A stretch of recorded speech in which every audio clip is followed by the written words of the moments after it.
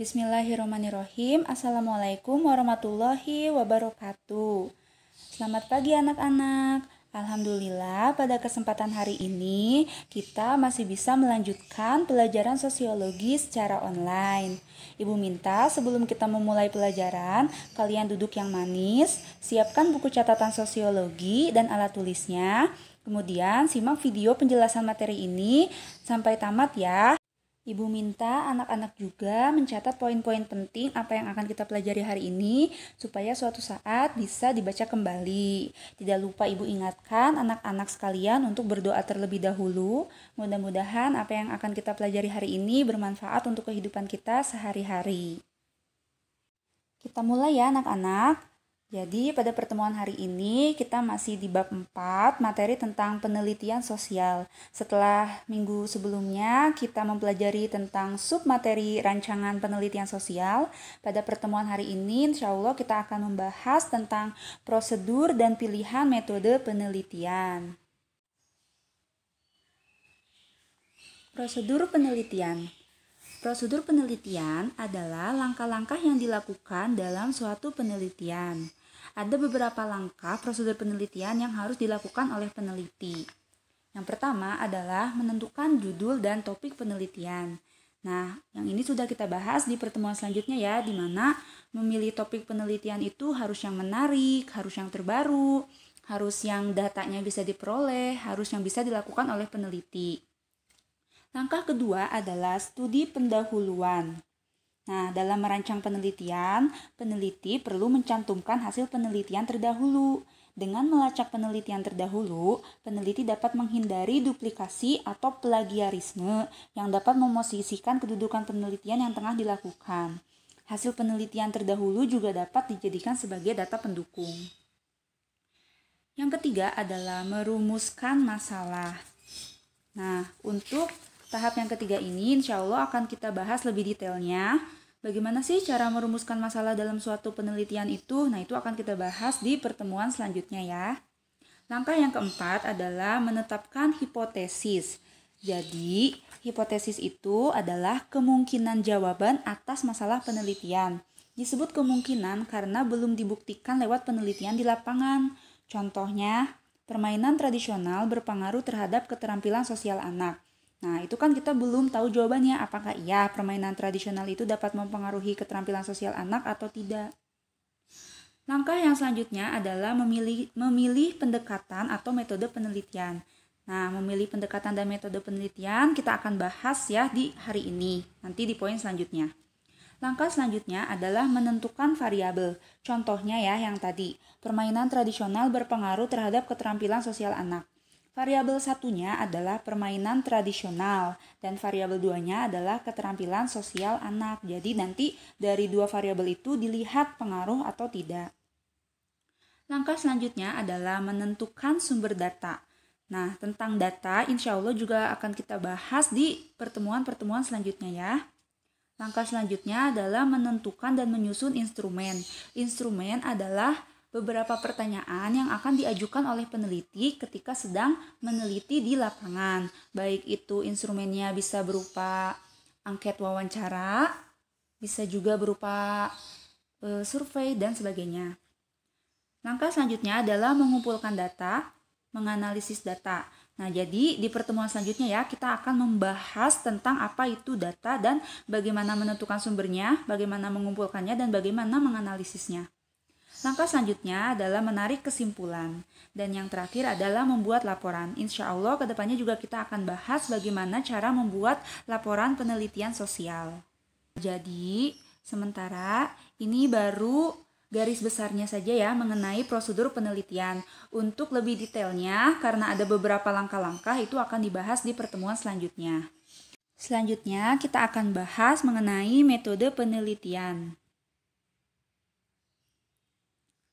Metode penelitian adalah prosedur, cara, atau jalan yang ditempuh untuk mendapatkan hasil sehubungan dengan penelitian yang dilakukan, yang memiliki langkah-langkah sistematis. Metode penelitian yang sering digunakan ada dua, yaitu kuantitatif dan kualitatif.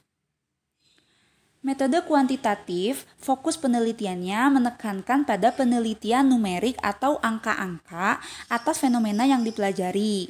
Analisis data dilakukan menggunakan teknik statistik untuk mereduksi dan mengelompokkan data, menentukan hubungan, serta mengidentifikasikan perbedaan antar kelompok data.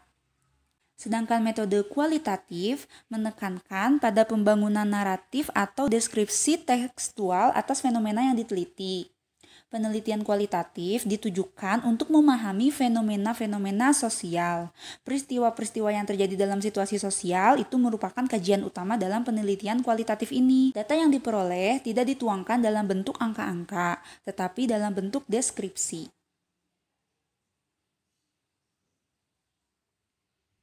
Selanjutnya adalah pendekatan penelitian. Nah, jadi pemilihan metode dalam melakukan penelitian sosial itu berkaitan dengan bagaimana peneliti memilih pendekatan yang akan digunakan dalam penelitiannya. Peneliti harus memilih pendekatan yang tepat agar penelitian dapat menghasilkan suatu temuan yang baik. Ada beberapa pendekatan yang dapat diambil dalam penelitian. Yang pertama adalah studi kasus. Studi kasus dapat didefinisikan sebagai suatu penyelidikan intensif tentang seorang individu. Namun, studi kasus terkadang dapat dipergunakan untuk menyelidiki unit sosial yang kecil, seperti keluarga dan kelompok-kelompok geng. Contohnya, seorang peneliti ingin meneliti tentang bullying. Nah, dipilihlah pendekatan penelitian dengan studi kasus misalnya di sebuah sekolah tertentu, karena misalnya di sekolah tersebut terdapat kasus bullying. Yang kedua, etnografi. Etnografi kerap dimaknai sebagai usaha untuk mendeskripsikan kebudayaan dan aspek-aspek kebudayaannya.